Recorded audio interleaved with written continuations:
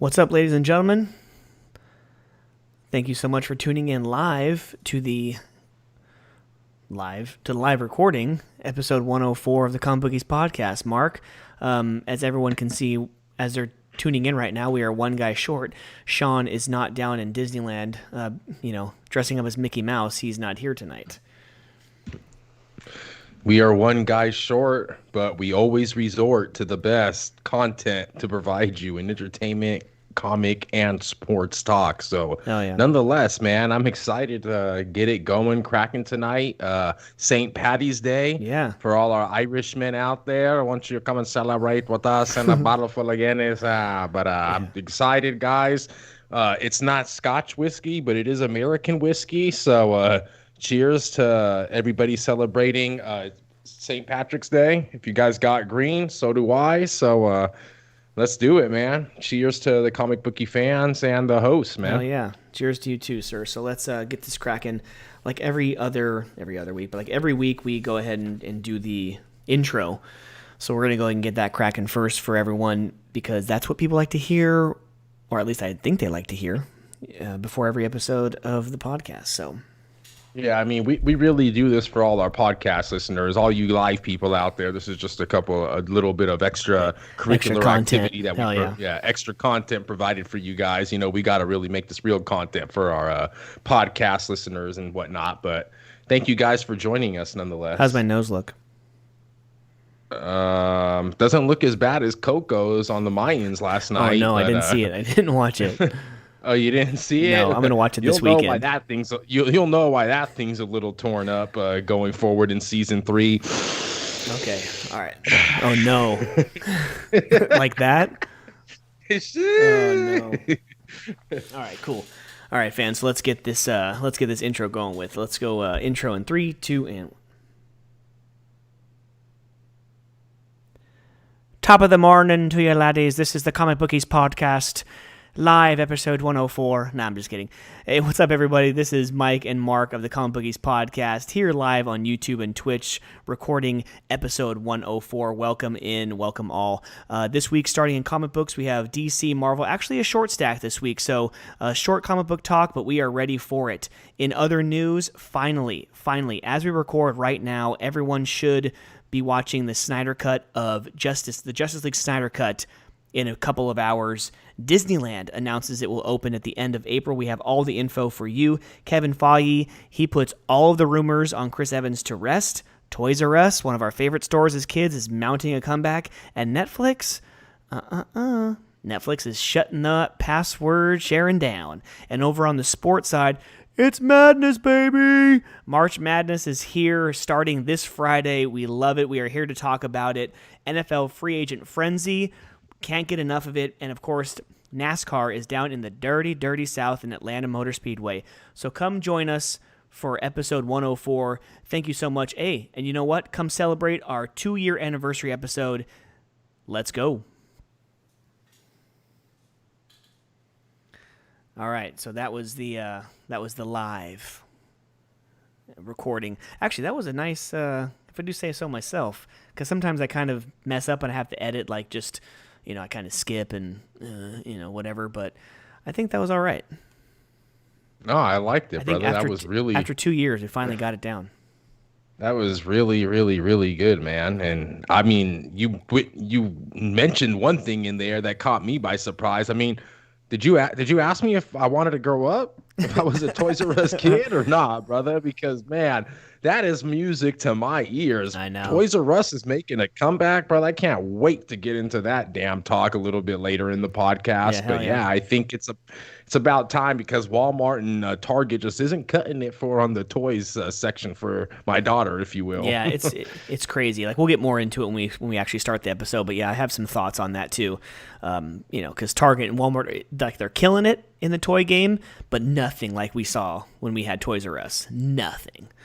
Okay, fans, thank you so much again for joining in. Please share the link to the live feed on YouTube and Twitch, but thank you all so much for joining in. Let us do it. Let's go back live in 3, 2. And welcome back, ladies and gentlemen, to episode 104 of the Comic Bookies podcast, our 2-year anniversary episode. Thank you all so much for joining in. This episode, like every single week, is brought to you by Treasure Island Comics in Fremont, California. Today, the 17th of March, 2021, St. Patrick's Day. Go and get your pull list going. Go and grab all of those books that you want and desire from Alex. Good guy, good shop, good times. Mark, we are missing a guy. Sean is not here this week. The Mickey Mouse that all these live viewers see up top, that's not Sean. So what's going down? I only have to ask, how are you doing to one person this week? What's up, bro? We might be missing a guy, but thank God you are not missing an eye after that debacle you had. If the fans might have seen it on Batcave Minutes on the Comic Bookies YouTube page, our channel this week, you guys want to check it out because our co-host here, Mike, had a mishappening, but thank goodness he is good to go this week. He can record. He's just got a little Rudolph-looking schnoz over there, but nice little gash. I mean, it was crazy. It was just a freak. Just like a part fell on me. Fell on me. I'm already getting a NASCAR. Sorry, I'm already getting a NASCAR talk. But no, a part fell on me. Thank God I do wear glasses, safety glasses every single day, so nothing like that hopefully will ever happen to my eyes. But yeah, it didn't feel too good. It kind of felt like my eyes started to water. It felt like I broke my nose, but thank God it didn't. And the thing I'm worried about the most, the one thing I was worried about the most, absolute most, is it's my anniversary on Friday. We're going out finally, first time ever. Me and my wife get to go out since damn near a year ago, and I do that. So no selfies. She's not going to want to be seen with this freaking beast. I'm going to have to put my mask up. Like, I'll be able to eat, but my mask will be like this. I'll be able to eat and drink like this, but my mask will be like this to cover my freaking schnoz. Or you can just bring that Bruce Wayne Batman mask that you had on Batcave Minutes as well. I'm sure that would hide it. Right I don't know if I don't know if it will pass for a COVID safety guidance mask, but you can at least try, right? Yeah, but nonetheless, Michael, I will admit it does look a lot better tonight as we record on St. Patrick's Day compared to when you shot that video a night or two ago. But True. Yeah. I'm just glad that you're here, and cheers, guys. Like I said, it might not be Irish whiskey, but it is some whiskey, American. So happy St. Patrick's Day to all our fellow Irishmen out there, everybody out there celebrating. But it's actually crazy because for some reason I felt like I heard more noise about I heard more noise, Mike, about St. Patrick's Day last year during COVID shutdown, because obviously it was brand new. It was about a week until we went. It was like a week after we went into sheltering in place. So everyone was kind of gearing up to have a St. Patrick's Day celebration, and it didn't happen. And I felt like I heard way more about St. Patrick's Day last year than I do this year. This year I felt like it was just a blip on the radar. No one mentioned it, even though, a lot of counties, a lot of states, a lot of counties and what have you are starting to come back into the mix of things and opening up. We heard that AMC is going to open up 29 not new, but 29 existing movie theaters in LA County. Oh, nice. So that's good to hear. You mentioned Disneyland, so we are getting back on the opening end of things, but we just didn't hear much about a St. Patrick's Day. I mean, I don't know if it's just where I'm at or if people are kind of just... I think it is. Because knowing that a lot of states like Florida, Tennessee, a lot of southern states, Texas, like they've really been, for the most part, opened up, since like the summertime of last year. Like with Disney World opening up in July of last year, I would assume that this year is just another night, just another year. Maybe they have to wear masks at these places. Maybe there's a limited capacity. But I think still with slowly but surely opening up in California, a lot of people were still weary about going out and celebrating the actual day. I know my dad went to First Street Ale House in downtown Livermore to have some corned beef and cabbage. He goes there. I think he goes with a couple customers, or maybe just, I don't know, he goes by himself, but I was pretty jealous that he got to do that. But I mean, it's going to look a lot different next year, at least. 2022 is going to look more similar to 2019/2020 kind of, Where are fans on the East Coast? Probably Massachusetts, if you will. Mike, where would you say probably the biggest contingency of Irish folk is around probably in this country? Boston, East Coast, probably Boston area. But then they color there's probably enough Irish people in the city. I mean, it is tradition, but Chicago, they color that the Chicago. I don't know if it's called the Chicago River or whatever, but they color it green for like a whole couple days or a week. So I'm sure there's a bunch of parties going it's out Lake out Michigan? there. The river going through downtown. That's Lake Michigan. I know it's Chicago's next to Lake Michigan, Yeah, but yeah, I don't know if correct. this is the river or whatnot. But Chicagoan people out there, let us know. Yeah. You know what? It Nonetheless, reminds me of that little canal that we took the pontoon boat in Miami. It reminds me of that, like all the high rise oh, buildings, Biscayne and Bay. then we go through the little. Yeah, it reminded me of that a little bit.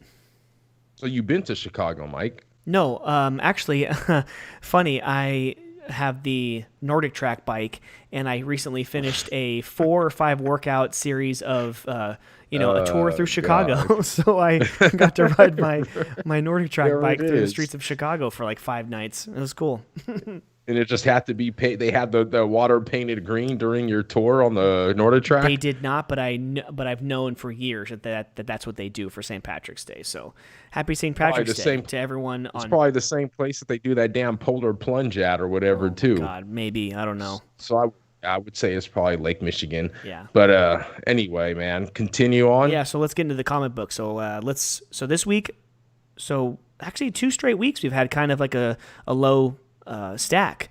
I mean, Definitely. we have our, we're grateful to have the sponsorship from Treasure Island Comics, and so I'm trying to go in there and get some handful of books to actually, pay for some stuff. But over on the DC side, we have, again, like I've been saying, DC has all but like one writer is brand new. On these stories, you have James Tynion still on Batman, but now you have Tom Taylor starting Nightwing number 78, Brian Michael Bendis starting Justice League 59. Catwoman may be the same. I don't know if Joelle Jones is still doing Catwoman. I know she's doing Wonder Girl. Wonder Girl starting in like April or May. But Catwoman 29, Superman Red and Blue number 1, and this is how small DC stack was. First of all, Antarctic Press had more books come out today than DC, but here's another one. Looney Tunes number 259 came out today via DC. Over on the Marvel side, you had Thor 13, X-Force 18, Sword 4, Captain Marvel 27, and Iron Man 7. Speaking of Antarctic Press, our Hot Valley Days and Cocaine Nights number 3, the third and final issue of that story. Can't wait to pick that up and read it. Image, Radiant Black 2 for Sean, and Headlopper number 15, one of my favorite titles of a book. Over on the Images Skybound side, we have Walking Dead Deluxe number 11, and a new book. Hopefully it's still on the shelf when I go Saturday to pick up my book, but Ultra Mega number 1. Boom Studios, Abbott 1973 number 3, The Expanse number 4, and Origins number 5, and finally our favorite small publisher besides SourcePoint Press, AWA Erratic number 4 is the only offering for them this week. Mark, let's get into it, bro. A little bit of a comic book discussion. What are you excited for this week that you just picked up today, or what did you like from last week, sir? Yeah, you asked me that during the week. I looked it up, and I mean, I saw that I wasn't getting much this week, guys. I would say that obviously I'm most excited for, you guys got it right here. If you guys are looking live, Hot Valley Days and Cocaina Nights. Great book. Supposedly, Mike, it's based on a true story, if I'm not mistaken. Yeah. I don't know too much about, how true the story is or who the people even are, but I'll tell you this, a 3-issue series that has is going to come to a conclusion after I read this book right here.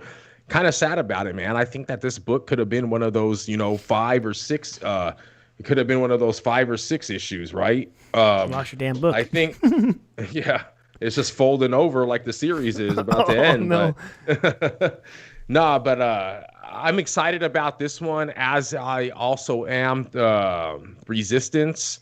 That one's pretty cool, based on like a Cold War type area. But yeah, man, I was kind of looking through, the website that I go through to see my upcoming books and whatnot, and I'm kind of slim pickings this week, guy. What are you looking forward to, brother? I haven't picked them up yet, but I'm excited for. I don't know. I want to pick up the first issue of Nightwing and see how it is from Tom Taylor, but I already have on the pull list going forward the Justice League number 59 from Brian Michael Bendis. It's probably what I'm most excited for.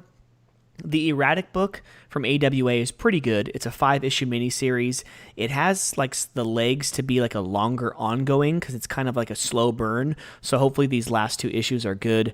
And Thor's been kind of up and down for me, so I'm not really too excited about it. I think this is I have 1 or 2 more issues of this current arc, so I mean we'll see how they finish it up.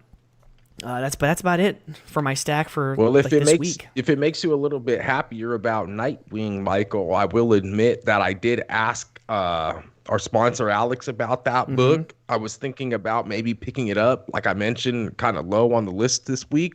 Thinking about maybe picking something up that I haven't gotten used to yet, but he kind of told me maybe it wasn't probably going to be as good as I or he would have expected. So I kind of shied away from it, to be honest with you. So I'd imagine you with a slim week, you'll probably pick it up, being the aficionado that you are. Yeah. But yeah, I think it has potential to do pretty good. I mean, Tom Taylor, he ain't no slack, right? Guy can write. The question I got for you, Mike, coming into these new books, you mentioned that, dude, it seems like every writer is almost different besides maybe you're questioning Catwoman. And obviously we got Tynion still on Batman, adding on to that Joker. We'll get into it in a little bit. Joker was awesome in my opinion, but you guys are going to have to hear from that.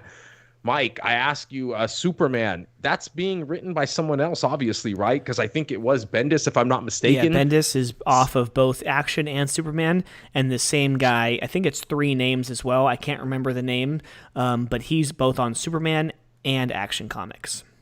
Okay. And I'm waiting for my Action to come in because, like I mentioned to you a little bit earlier, I'm surprised that with the Infinite Zero starting off already that I haven't gotten my Flash, I haven't gotten my Detective, I haven't gotten my Action. Kind of pretty big books that I would thought that DC would have brought into the fold already, but here they are with bringing in Nightwing and some Harley and the Justice League and what have you, and Joker, which that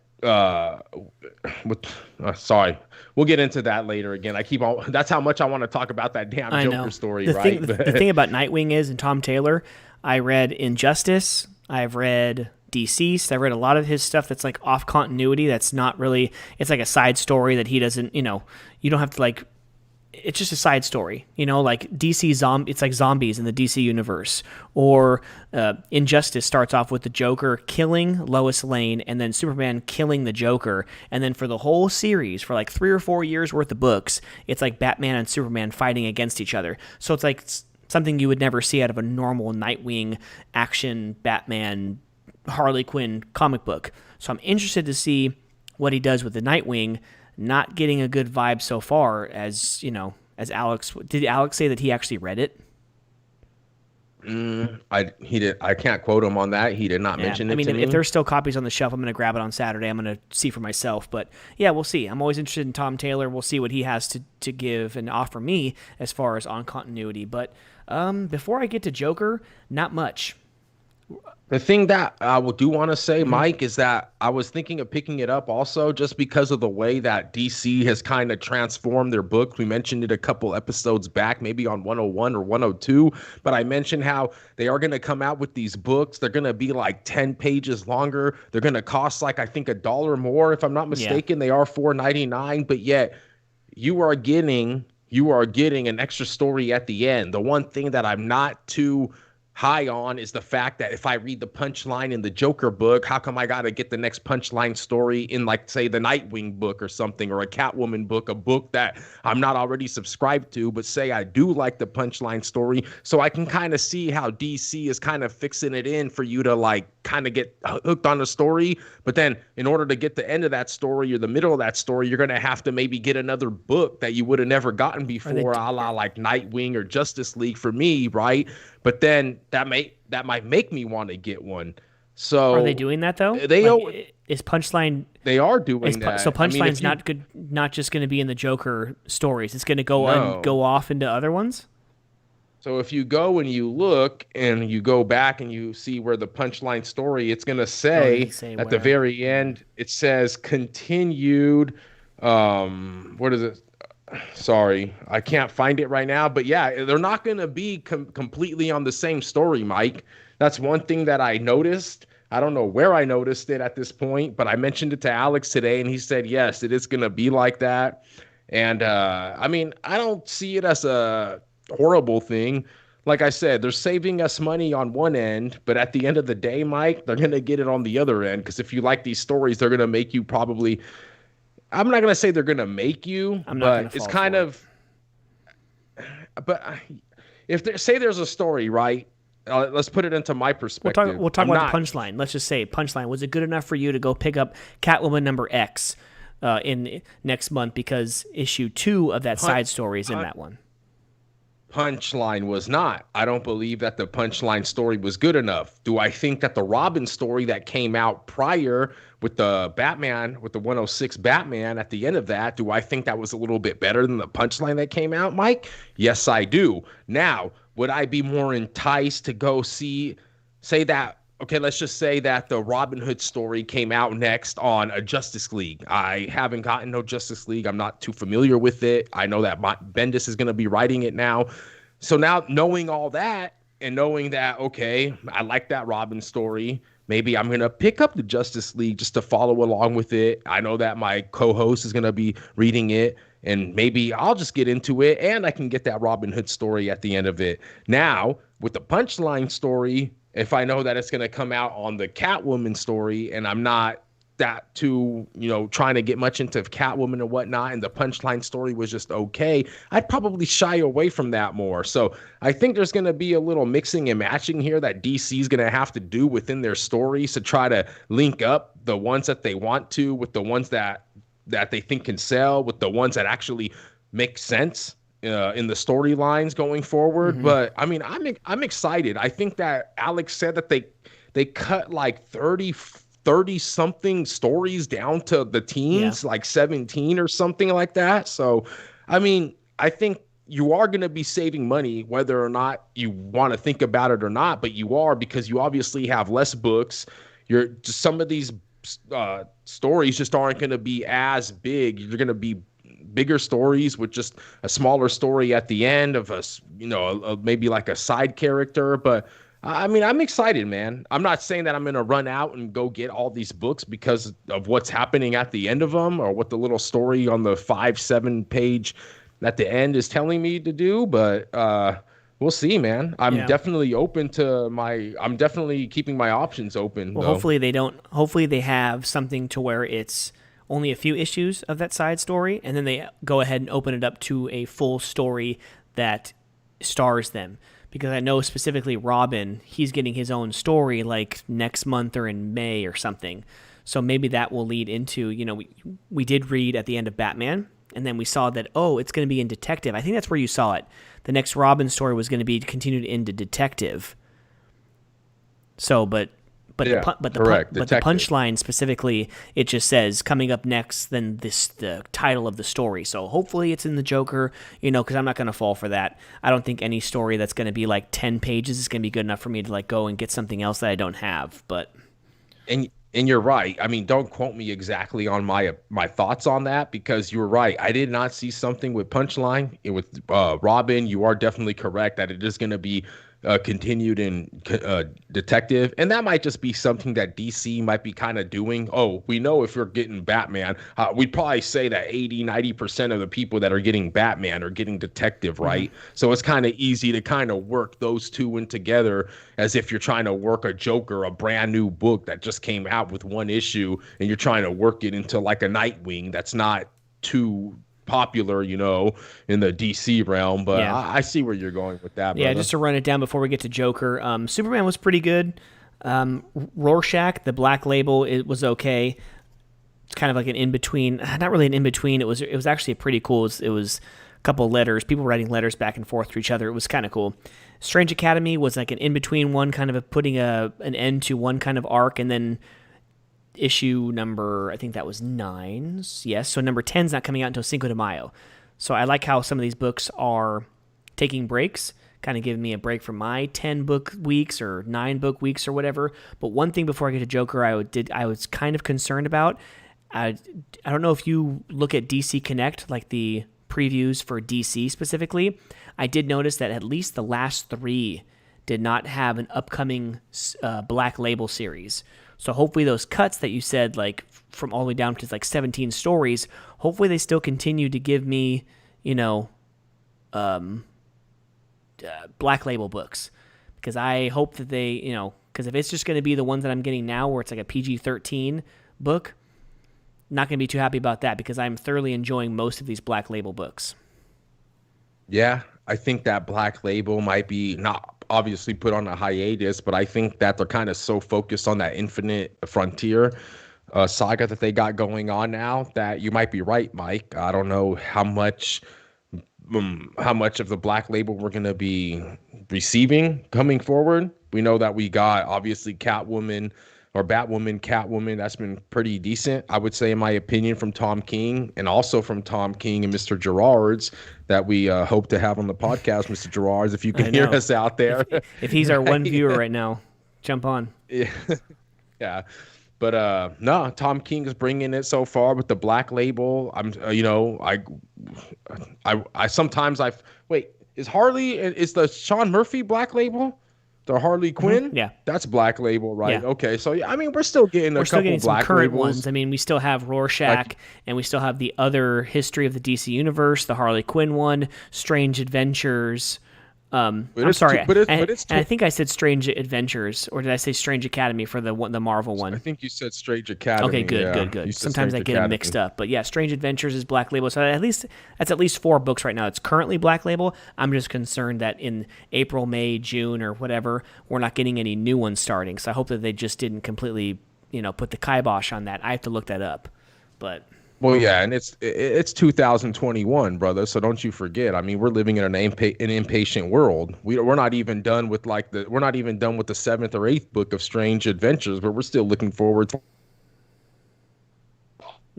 capture our minds, right? Yeah. So Proctor Valley Road, dude, how'd you like that? I think I was the only one out of us 3 who did not pick it up. You were. I believe Sean did. He's not here to share his opinion on it. I am, though, for the fans that picked this up. This offering from Boom Studios, if you guys can see here on the live YouTube and Twitch. By the way, thank you guys for joining us. This is the Comic Bookies podcast, brought to you by Treasure Island Comics, nonetheless. Proctor Valley Road, let's get into it, Mike. I gave you my opinions on it. You gave me yours without even reading it. You said Grant Morrison, man. Good luck with that one. Why, Mike? You said that he was going to be kind of out there, a lot to follow. Give me your opinions on Grant Morrison before I give you and the fans the opinions on the book. So I've read numerous things over the last 5-6 years of being a comic book fan. The Green Lantern series that he's got going on right now, season 1, season 2, and like the 3-issue side series with the Black Stars. It's just. It was just too much. I don't know if he created all this stuff, different planets, different species, different languages and stuff. It was just too much to follow. And I think season 2 or even the whole series, he's just like just a space cop. And each issue was like its own little story that then culminated into something big at the very end of the season, which was 12-issue maxi series. So I was really, thoroughly, I was happy that it finally ended, last week. It was a pretty good issue, but I was just done. And if there's a season 3, I will not pick it up. But then on the other hand, his Earth 1 Wonder Woman, amazing books. His 3rd and final volume just came out last week. I'm going to pick up a copy of that on Saturday. So there you go. I'm happy that Green Lantern season 2 is done and I'll never get it again. But at the same time, the same week, his Earth 1 volume 3 of Wonder Woman came out, and I love that one. I'm going to pick it up. It's kind of, it's like, 50-50 so far with what I've read personally. It seems like the comic book space is getting so mixed up lately, in my opinion, before I get into this book real quick. But I mean, you got Grant Morrison, you got a lot of these, Scott Snyder that came out with that other book, not just Undiscovered Country, Noctera. But he also came, Noctera, correct. And I mean, I feel like a lot of these writers, they're just, I don't know if they're trying to get away from the big corporate type of side of it when it comes to writing and just want to express themselves more as a free writer with some of these smaller publishers. Well, just to cut in real quick, Noctera is like a writer-owned story too. So he's doing it through a publisher. Country also? He's doing it through a publisher, but it's like a creator-owned story. So like he owns the rights to it. That's the same thing with Undiscovered Country, though, as well, right? If I'm Think not so. I mistaken. think so. I'm not too sure. I don't know. I do know that James Tynion writes that Razor Blade stories, like the horror comics, that he kind of handles that with Alex over at Treasure Island, and that's a creator-owned story, I believe. So, yeah, but continue. Sorry. And Alex actually, I mean, I hate to bring him up so damn much in this episode, but he has actually told me the same thing. He's like, bro, the independents are just killing it right now. Marvel, DC, they're kind of going through what they're going through. In my opinion, I feel like Marvel's going through it a little bit more. In my opinion, I feel like Disney and Marvel is kind of focusing more on the whole streaming side of it. They're not caring too much of putting more time into their books. I think that DC is obviously with this whole revamp, Infinite Zero, and all that. We know that Marvel had the what was it? The series that they just had, the Black. I The can't King think in of it right Black. now, but we had the King in Black series, yes. And I mean, I get they're trying to do it, but for some reason, I just feel like the Marvel's not sticking with it as much when it comes to the books. I just feel like they're trying to put more of their content geared towards the streaming side and service of it and the movie motion picture side. But yeah, I think that independents are just their stories are just raw and real right now, and they're just really bringing it. Let's get into this Proctor Valley, Mike. Speaking of real and raw, you got Grant Morrison, Alex Child, Naomi Farnquist, if I can pronounce that right, and Tamara, geez, Bonvillain. We got a lot of crazy names on these books, but great artists, if you will. Proctor Valley Road guy. It reminds me a lot. I mentioned to you, Mike, about it's kind of like the AWA Upshot book that we had in Grendel, Kentucky. Mike, I know you can say, like, okay, spare me. That's why I was thinking of not even pulling this book. But what sold me on this book, Mike, if you guys are listening, if you guys actually wanted to pick it up or thought about it, it's a 6-issue miniseries, but it's kind of the story within the story, man. I like how a lot of books I haven't really read that it's basically a daughter and another daughter, and you got these two parents, these women, and they're fighting with each other because one daughter is this, one daughter is that. One thinks that the other daughter is better than the other, but at the end of the day, the damn daughters don't give a shit about none of that. They're just best friends. They smoke a little ganja on the side. They get into their stuff, and one of the moms says, "If my daughter gets into anything else with your daughter, they're done kicking it." Nonetheless, they're trying to find some tickets to get to a Janis Joplin concert. So we know where this is taking place in like the 70s and whatnot. It's funny because the concert, they're trying to get like $15 to get to a concert. I love it, man. If we could get some seats into a concert at $8 these days, Mike, but inflation keeps going Maybe on a the last minute rise. lawn seat at Shoreline, just like the guy is scalping just give me 10. $8 for 3 tickets to a Janis Joplin concert, man. I mean, but no, you got and then they basically bribed these boys into going down this road where they didn't believe that there was bad things happening in it, and there's just stories being told, and she kind of sells the boys on, oh, we can do you a tourist trip for you. It's gonna cost you like $15. So, and then basically some of these I don't want to give it away, but bad things happen to the boys. The girls are on the hook now, being questioned by deputies and school and law enforcement, and it's not going good. And that's about as much as I know about it. There is a character that, I mean, I thought it reminded me a little bit too much of Grendel, Kentucky. Say really, really good, but pretty damn good. And if it was more than 6 issues, I probably wouldn't pull it. But being 6 issues, I'll probably pull it just because of the story within the story. And I like how you got the girls against the boys and the teenagers and the time that it's taken in the 70s and whatnot. It's just a little fun story. The actual story of how they're being attacked and what's on the actual Proctor Valley Road might not do it for me. But you got to look at a book at more than just one way and one story. There's always a story within a story, kind of when it comes to Scarenthood. I wasn't too big on the whole Scarenthood, Mike. That's one of our other books via IDW, I believe, that I think ended or is coming out. I'm not going to be pulling the second series, but that's another one. You had a story within a story, Mike. I didn't really like what the whole book was actually really about and the statue and whatnot, but I kind of dig the parents and the dad with single dad and the mom, the single mom and the baby. And, there's always a story within a story that somehow just like captures me with these damn books and just sells me on them, And with the damn sponsorship, I might as well just, hey, 5-issue miniseries, pull it, pull it, pull it. By the time you know it, we got all these damn books on the pull list.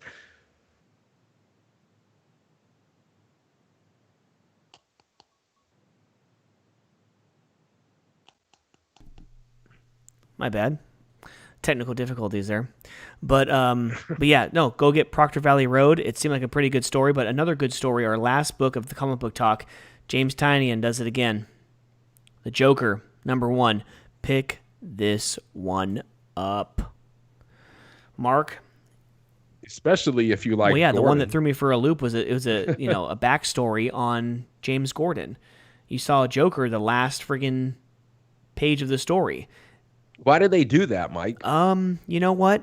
What's being told? What's being told there? Because it's a story. Like, how else are you supposed to, if this whole thing is about James Gordon, or Jim Gordon, Jim, same thing. But Jim Gordon, like hunting him down and them wanting him to kill the Joker, you have to set that up. You can't just have like the Joker just for like half or 75% of the issue, and then all of a sudden someone approaches Jim Gordon. I like that.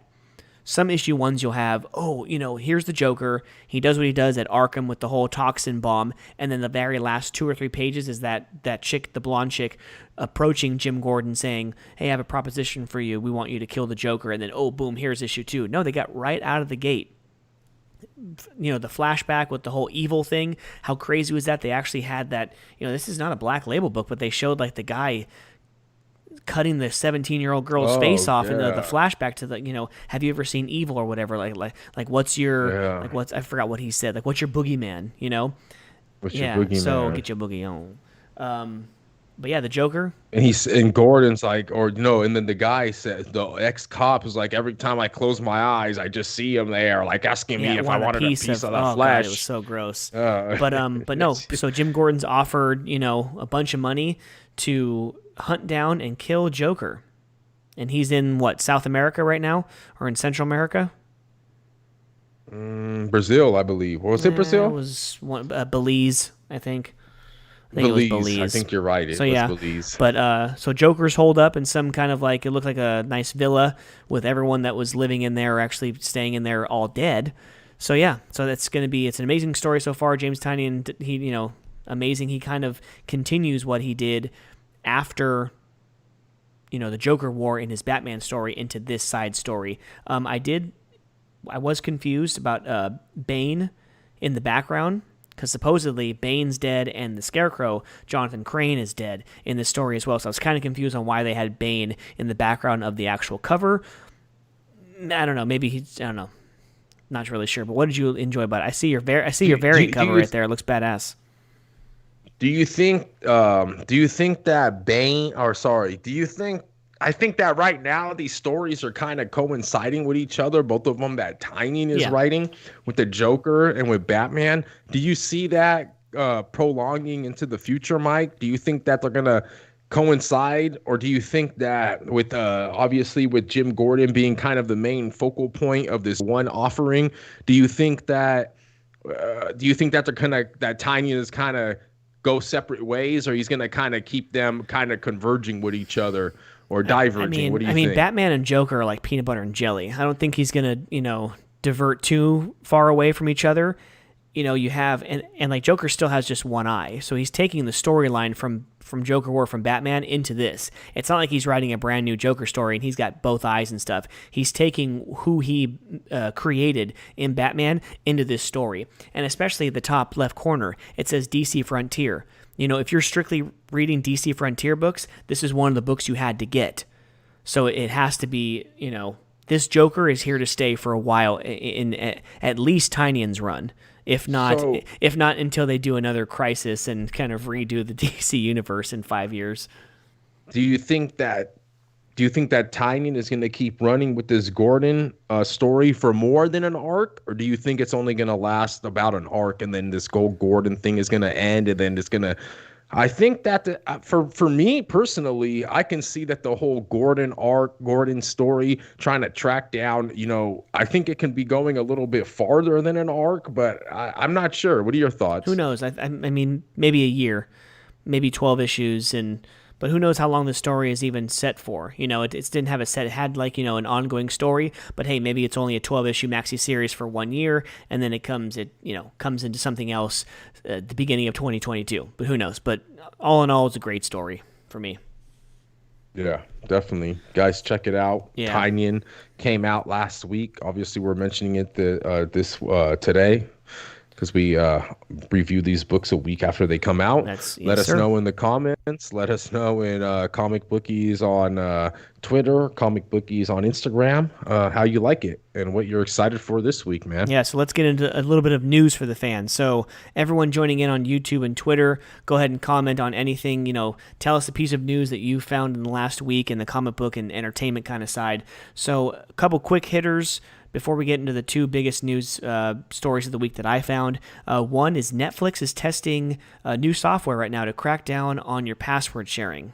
So this kind of sucks because my sister, we have the whole family thing. Like I pay for the Amazon Prime and the Disney Plus. My parents pay for the HBO. My brother pays for the Hulu. My sister pays for the Netflix. So if Netflix is cracking down, it looks like my sister is the only one who's going to be watching it.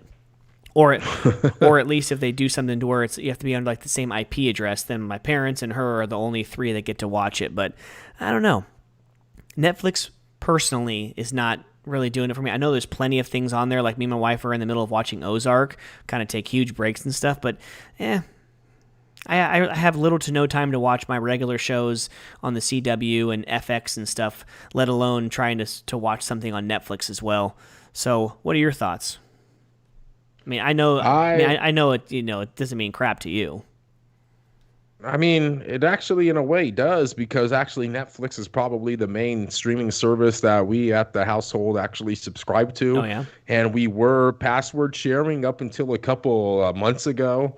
My wife decided to kind of just get off her cousin's damn thing because it was just, I guess, too much. But we'd go ahead and we do have our own. Oh, cool. But yeah, they're cracking down.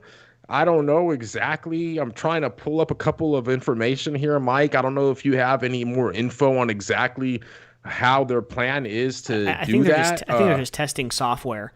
Kind of like if, they go into whoever's paying for it, right? And they kind of somehow get their home address. And then I don't know how you would do that. And then if I logged into like my sister's account, right? And then it noticed that where I'm at, like if I somehow you can share your location. When you first download an app and it says, oh, we would like to enable your location services. And you click yes, just like to whatever. Like you click on the red, I have read all the terms and conditions. Yeah, click it, whatever. I want to get to my Ozark. Screw you. Get out of here. Then you've now opened it up to where they can see, oh, you're in Tracy. You're not in Newark. So we're not going to give you access to this because this specific card that's paying for this account and this specific email address is in Newark, California, but you're in Tracy. Get out. Well, what I'm seeing here, brother, and I mean it's actually doesn't seem like it's too damn hard to do with a two what's it called? Two password authentication, whatever the hell. So pretty much what they're saying is, okay, you try to log in. Oh, we got to send you two-factor authentication, excuse me. We're going to send you a password to your phone, which is the subscriber's phone number and whichever one you have under the account. And in order to get into it, you're going to have to put that like 6-digit PIN code or whatnot. And you know what? I can't believe that they're not doing that already, man. Yeah, true. Because there's a lot. I mean, it's mainly like, bank accounts, brokerage accounts and things like that. Pretty much money management accounts that you try to log into and they ask you for that damn PIN code. So, yep. I mean, if Netflix really wanted to go by the way of doing it, I could honestly really see them implementing it. I mean, it's not that hard. I mean, I think it's going to happen. And it just depends on how hard they're trying to push it. Mike, how many subscribers, how much more money are they going to make? Because I think a lot of people that are password sharing on the same network or whatnot, I think that people love the content, man. Yeah, and I think that for $8.99, or I don't know how much I see here, $8.99. I thought it was more than that. I think it's more than that, especially if you want to do like if you have like an HD or whatever. I think it's more than that. But a basic Netflix subscription, which allows customers to watch one screen at a time, costs $8.99 a month. Customers who pay more can watch additional screens. So, I mean, even at $9 a month, I think that a lot of people, if they're watching it on one damn screen, because if you can already authenticate one screen to two screens to three screens, I'm pretty sure you're going to be able to authenticate a damn two-factor authentication password, you know? Do they count their subscriber numbers as just paying customers or everyone who is logged into an account? You know what I'm saying? Has to. I'd say paying customers. Okay, so you're going to get more then, because people are going to be like, oh my god, yes, it's worth $13.99 because I have to watch my Crown. Yeah. I have to watch my kids love watching this show. So it's going to increase, by a lot. I mean, everything happens for a reason, right? You think I don't think that they're trying to crack down for no reason. It comes a couple days after Disney Plus announced that they have finally. Well, yeah, under pressure. I mean, Disney. Dun, dun, dun, dun, dun, dun. Anyway, Disney though, if you're with me, Mike, they just announced, right, that they've gone over 100 million subscribers globally in 16 months. 16 months. Thank you. And lo and behold, what do you know? Here comes Netflix trying to crack down. Right. So they crack down. These people that yearn for these Netflix, episodes and whatnot, they're gonna subscribe again, even if it's just $9 a month, man. So yeah. Hey, I mean, for you, I don't think it's too good, Mike. But for the company, business way, I mean, I can see it being a good thing, man. Crack down. Yeah. I mean, yeah, we'll see. But in other news, I don't know how hard you can ever crack down when you still got, sites where you still watch some fights for free. And I mean, I know that even with this whole stimulus that passed, the last one back in 2020, the $600 stimulus, I know there was like a section in there as well to crack down on pirating sports and whatnot. But who knows, man? I've still been able to watch a couple free, and we'll see, man. Yeah. Kevin Feige, he says that Chris Evans is done. He kind of puts the rumors to rest. Chris Evans will not return as Captain America, which is fine. It's kind of coming on the heels of the Falcon Winter Soldier kind of sharing the shield starting tomorrow. No, the 19th, which is Friday. First episode. I'm not sure if they're doing it like WandaVision where it's the first 2 episodes, but that show starts this Friday. But yeah, so that's pretty crazy. Mark, Toys R Us. We were Toys R Us kids, buddy. It was like the Mecca. It was just the place to be, when we were kids over at, just outside the New Park Mall. But Toys R Us is mounting another comeback under new ownership, WHP Global, out of New York. Sometime before the holiday season to ramp up, they are planning to bring back Toys R Us, Babies R Us, and all of the Jeffrey the Giraffe kind of branded things. So, dude, they're doing it again. But if I'm not mistaken, I believe that Toys R Us, they still actually have, is it 2 locations open? What's like Blockbuster? It's kind of like one Blockbuster in Bend, Oregon. It's still open. But just to keep the company's name alive, I guess, for purposes like this. Yeah. But if I'm not mistaken, I think that they do. But I mean, it's great, man. I think that, like I mentioned earlier, man, Toys R Us coming back. Hopefully, we don't know how far they're gonna span across the Americas, if you will. But even if you got like 10, 15 open throughout America in these highly metropolitan areas, I think is going to be great. I remember KB Toys back in the day. KB Toys. It's nothing like a toy store, man. You can try to take the kid out the toy store, but you can't take the toy store out of the kid. You know what I mean? Do you remember Duncan's Toy Chest from Home Alone 2? Oh, what a toy store that was. Dude, or to talk about from Home Alone 2, the damn little thing that you could record people's voice, leave it in the other room. I had that when I was a kid, bro.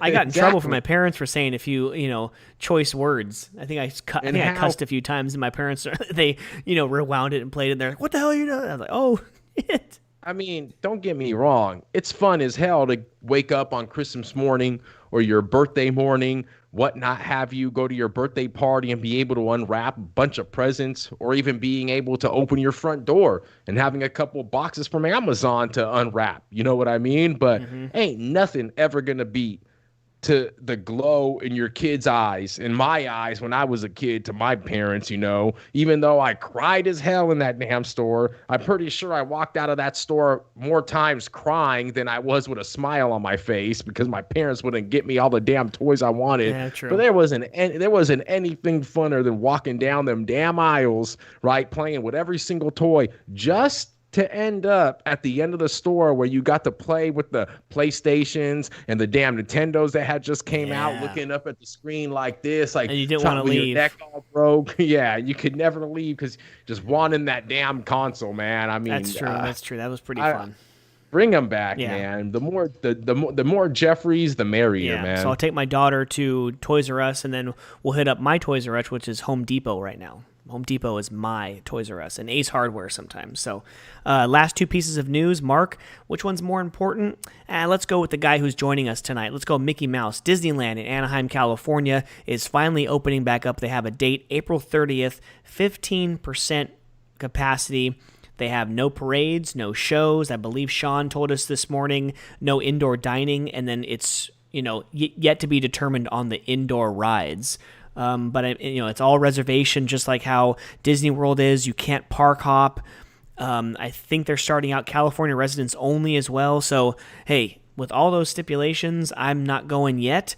But as far as today in 2022, like March 17th, 2022, I'd be down to go, because this is like the good time to go. You want to avoid spring break in like LA County, or Orange County, wherever that is. You want to avoid the spring break. But yeah, I can't wait. I'm with you, but in a way, I can wait. Just like you said, but I'll wait a year for some of these restrictions to be lifted for sure. I just think that Disneyland is expensive enough as it is. Although I did mention that it would be a blessing in disguise to be able to go to Disneyland, right? At a 15% capacity and skip all these damn lines. And I would have begged to go to Disneyland the last two times that I took my daughter at 3 and 4 years old, to be able to hop into that damn place at 15% capacity. Who would have thought just going that, to Wednesday, just going to Wednesday in March. It was empty. Wednesday in March. It was a ghost town, bro. Like when I went 2 years ago, ghost town on a Wednesday. I guess you just can't go back-to-back years on Halloween and try to expect. Oh my God, yeah. Oh. What, back-to-back? Dude, no, just going Halloween. I've been there Halloween. I've been there Christmas. It's not fun. I'll never go back. I'll never go on a weekend. Well, I mean, I'm not gonna say never, but I mean the next few trips with kids and everything, with young kids. I arrive on a Sunday. I go to the park Monday through Thursday, and I go home on a Friday, and I get to be at home and enjoy my my weekend still. That's been our plan. The days are usually a little bit cheaper at the hotels. The crowds are less. I have way more fun the last 2 times I've been to Disneyland doing that plan than not.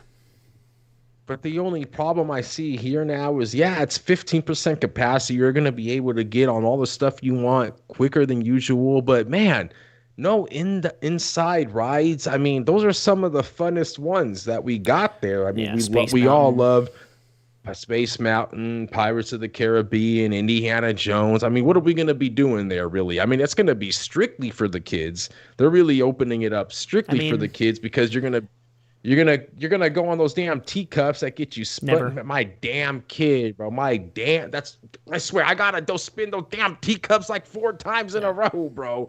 Jeez, my damn kid, every time. I'll spin. Damn near throwing up. Me and a coworker were trying to figure out the outdoor rides. You had like the teacups, you have the rocket ships, and Dumbo, which is pretty much the same thing, just one's in Fantasyland and one's in Tomorrowland. Thunder Mountain Railroad, Matterhorn is technically an outdoor ride. That was closed last time.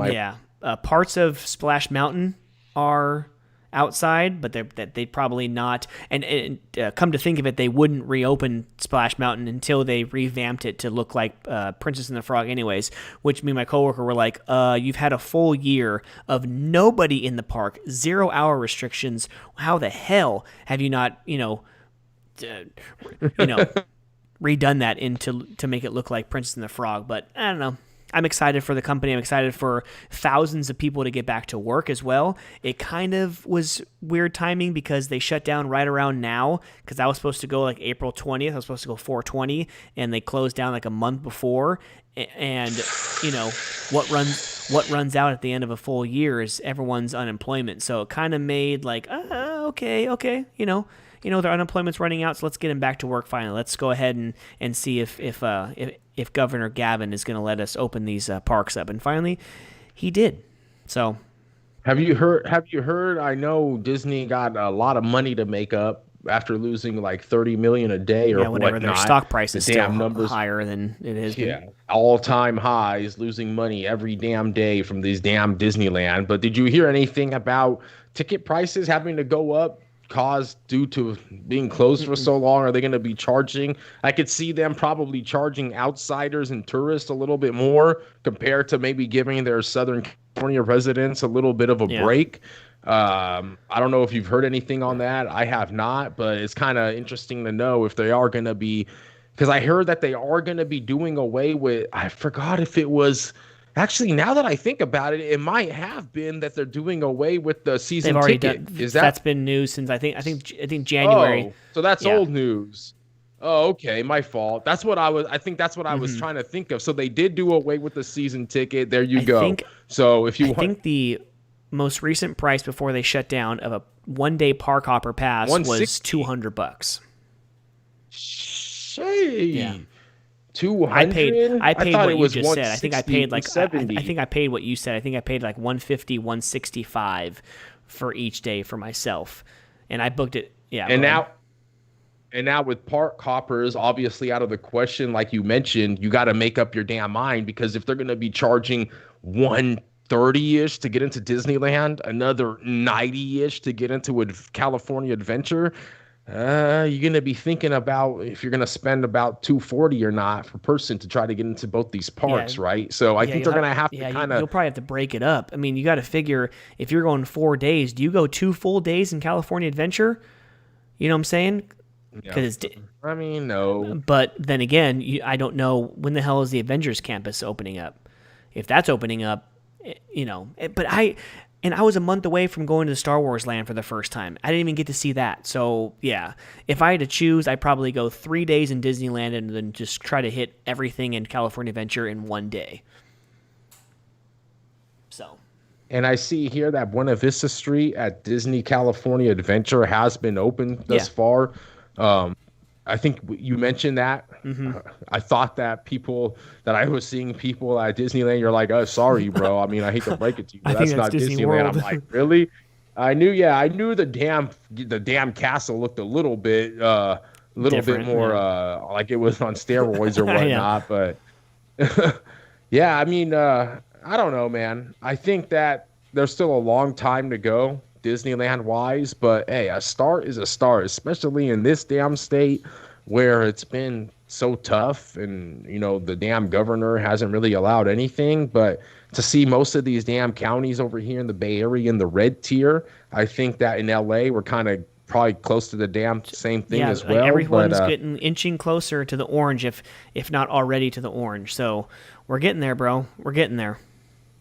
I'm kind of with you though on the kind of waiting it out, man. Though I don't think if they're going to be charging full price for a half-ass experience, I'll wait. And the final piece of news, what everyone's been waiting for, right now it is 10:20 p.m. Pacific Standard Time. So the East Coast, they have already been an hour or two into the Justice League, the Snyder Cut. We are so excited. Mark, I think you've been prepping the last 2 weeks. You've watched the Man of Steel. You watched the Ultimate Edition, the 3-hour edition of Batman versus Superman.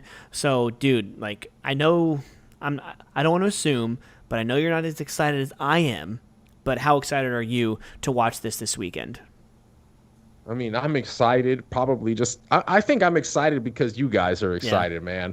It really makes my brothers, my sponsors all over, the people that I'm surrounded with that comes to doing this podcast collectively.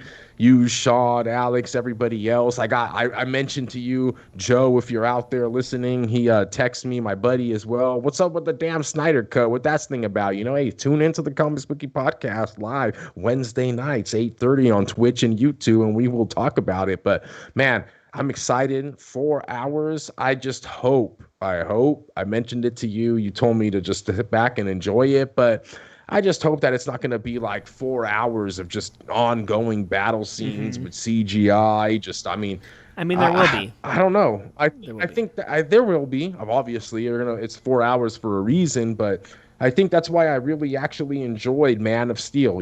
Coming into that origin story that we got, and just more CGI kind of towards the end, if you will. But I mean, the Snyder Cut, man. We're here for it. I obviously watched how much, like 5 hours worth of TV movies just to get Right. prepped for it, to deliver the fans the content and the talk that we can deliver here on this podcast. But I'm excited. I don't know what to expect from the trailer. From what I see, I was telling you guys from the trailer, it might be one of the least favorite out of the trilogy, but hey, we gotta wait till Friday for me to be the judge of that. It's I Dark guess. Side, bro. Just get ready. Like what It's you saw in just, the first one with what's his name, Steppenwolf. Like you only saw him.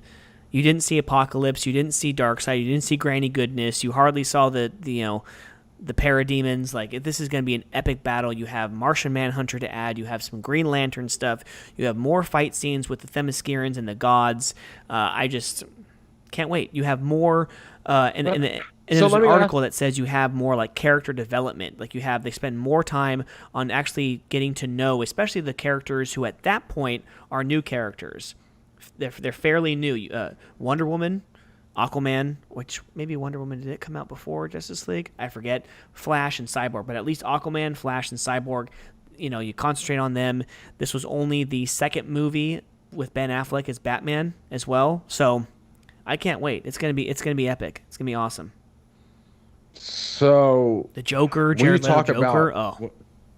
When you talk about battles, right? You talk about the battle and all, like, is that what Justice League is kind of written on? I've never, excuse my pardon my ignorance, right? Pardon my not knowing. Like, when you read the Justice League stories and whatnot, is that kind of how it's set up?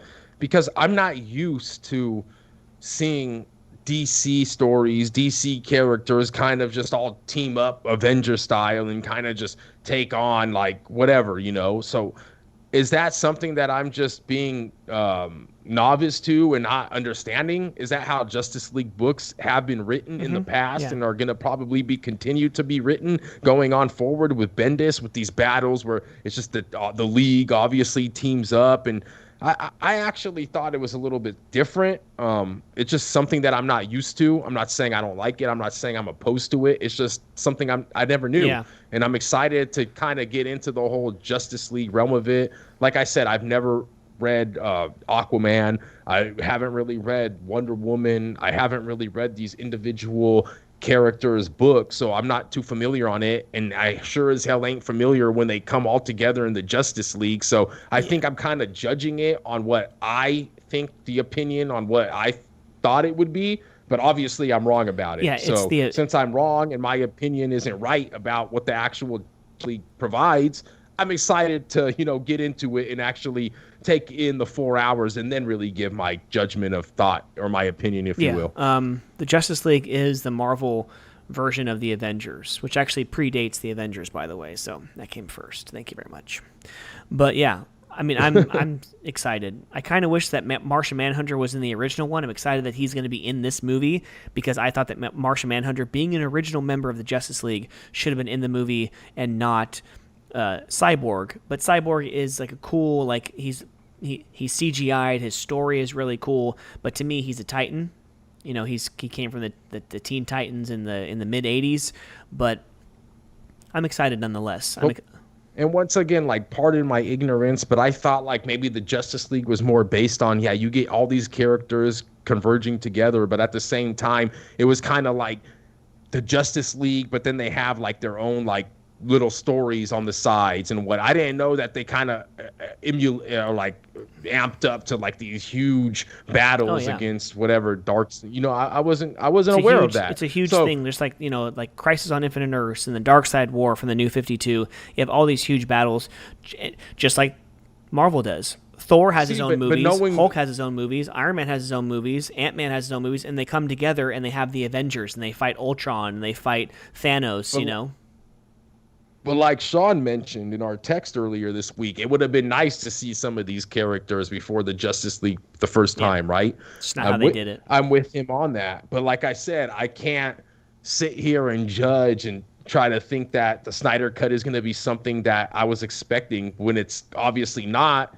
because that's just the way the Justice League is But written, right? So I can't yeah, just sit there and discount the way Justice League or the whole thing has been written because of my opinion on it. But I'm yeah, excited, man. I think it's going to be a lot of battle, a lot of CGI, and that's I just hope that the Batmobile can be taken out by more than one thing than damn Superman's I know. leg. Because, geez, that thing could survive anything. But once it ran into Superman, the thing I was know. toast. But I think with 4 hours you'll get more character development. So people who like who I you hope like, so. oh, I wish they had a cyborg movie or a Flash movie before this. I think you'll get a little bit of a side But that's story in the the beginning.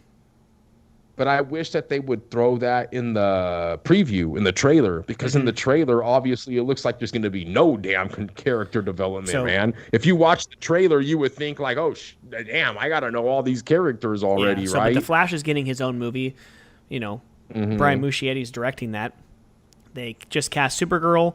The girl who's playing Iris West in Justice League is confirmed she's staying on for the Flash movie. So the Flash movie is going to be like Wonder Woman in Batman versus Superman. The Wonder Woman movie came out after she was introduced in Batman versus Superman, fighting Doomsday. So like this, the Flash, he's going to be introduced in Justice League and then gets his movie, and I think it's going to be the Flashpoint story. So going to be an amazing movie. Everyone tune in and come in next week to talk about it in episode 105. But thank you. And let's not get it twisted, Mike. Let me just say one thing. This is gonna be the biggest DC thing to come out ever since the last Joker in October 4, 2000 or 1990. Not sorry, 2019. But let me also tell you that this thing might even be bigger than that I, Joker, as I'm I anticipated yes, as it yes. is, brother. This is gonna be the So biggest DC movie since The Dark Knight. Yep, there it is. definitely. So this has been the Comic Bookies podcast. Thank you so much for joining in on YouTube and Twitch. We're going to take a few minute break, and we're going to get into sports after this. But yeah, please share the stream on YouTube and Twitch. Like and subscribe. Go ahead and check out our Instagram page, our Facebook page, and our Twitter page. But thank you so much for joining in on this anniversary, 2-year anniversary edition of the Comic Bookies podcast. We will be right back. Thank you.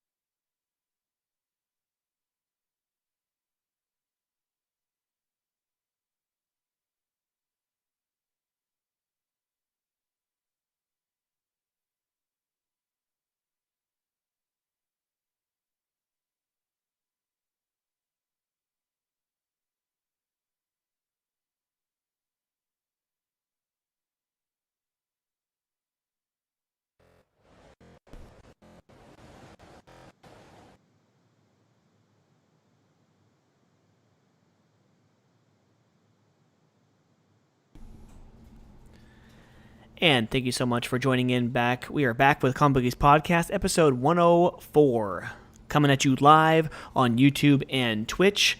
Come on in, give us a comment, give us a question, give us anything. You know, we want to interact with the fans. We are brought to you, as always, by Treasure Island Comics in Fremont, California. Go check them out, especially today on New Comic Book Day. It's 10:30 at night, so they're closed, but check Alex out on Friday and Saturday, as he is still open solamente 3 days. Mark, let's get in some... Solamente. Solo tres días. But yeah, so, dude, before we get into sports, dude, again, Mark, I'm sorry that Mickey Mouse has to join us today and not Sean here on live, but, bro, crack it open. 2 years, buddy. I mean, technically, the 22nd of March is our 2-year anniversary, releasing episode 1, the pilot episode. But 104 episodes, 2 years. We've done so many things, even during coronavirus, and I don't see an end in sight. I can't wait for what the future holds, man. How crazy is this? You say it's exactly the 2-year episode that today at 104. How many weeks are there in a year, Mike? 52. What's 52 times 2? Wow. Exactly 104. Exactly. We have been right on pace, averaging an episode a week. We are here for you. There's been plenty of weeks where we don't get an episode out for whatever reason, but in the beginning of this podcast, we had a few of those Strictly Comics episodes. So, or we did one of those things where we had an interview, which was kind of long, and we broke it up into like kind of 2 different podcasts in the same night. One did an interview, and then the other we talked about sports, because it was probably a comic book writer on the interview. But man, I've been having the time of my life for the past couple years. I've grown a family, I've bought a home, and I've started a podcast with you guys. This has been amazing, man. Can't wait for 104 tonight, and then 105 and on until episode 1000 at least. What's going to happen with us. Wow, 1000. Oh, man, I hope. And cheers to that, because that's a lot. Even 104, like I always mention, they say like the regular podcasting, whatever, only does like averages 7 episodes. That's crazy. People get into it. They realize that, it takes a little bit more work than you think. It's not just showing up. You got to do a little bit of technical stuff. You got to do a little bit of promoting and whatnot. And obviously you got to get along with your co-hosts. You guys all got to be on the same page. The more people you do it with, the more minds, the more lives that's just conflicting and time schedules and whatnot. So it's hard to make it work. And I can see why some people just drop it after a while. But nonetheless, we thank you, Mike, for holding it down. We thank our fans for sticking with us and keep sharing the word to everybody that they know, and people in their lives that are into the same thing that we're into, man, which is comics, entertainment, and sports, especially NFL and NFL free agency and the buzz surrounding it. Mike, if you want to get into the NFL, man, it being a 24/7 365 sport, that is no joke. That is no joke. You always mention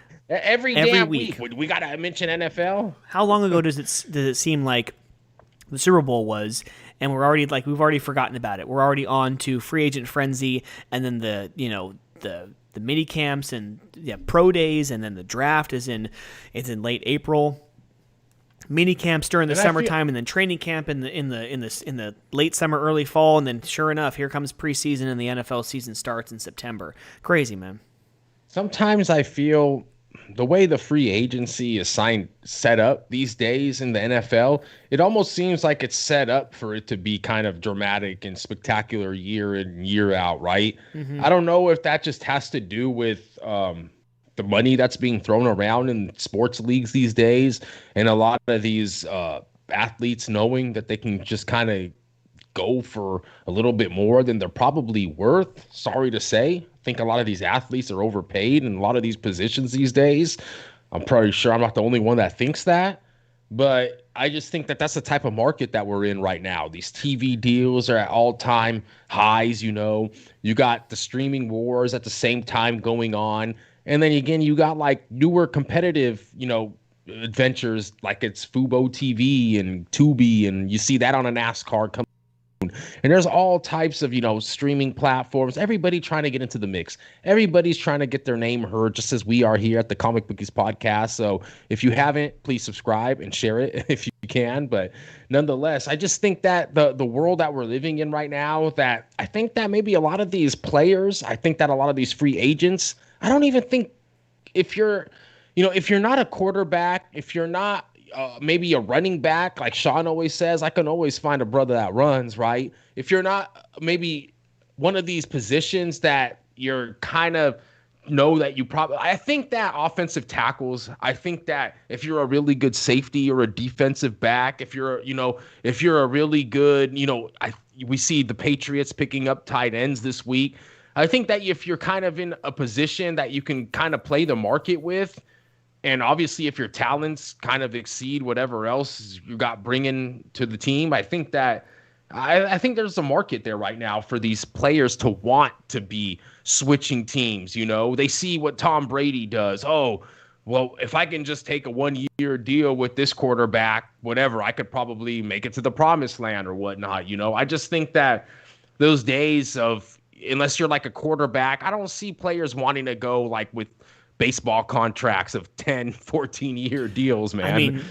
I mean, yeah, up until the mid-'70s in baseball, like my dad always says, I always come back to this when I talk about free agency. When free agency was first enacted in Major League Baseball, you had Reggie Jackson was one of the first key names. I think he went to Baltimore after he left Oakland. And my dad always says, if Reggie Jackson, some of these guys, if it wasn't for free agency, the A's would have won 4 more World Series in the 70s, besides the 3 in 72, 3 and 4. So just imagine, man, there's good things about it, and then there are bad things about it. Just like our Las Vegas Raiders trading away, or letting go at least, 3 offensive linemen in damn near a week.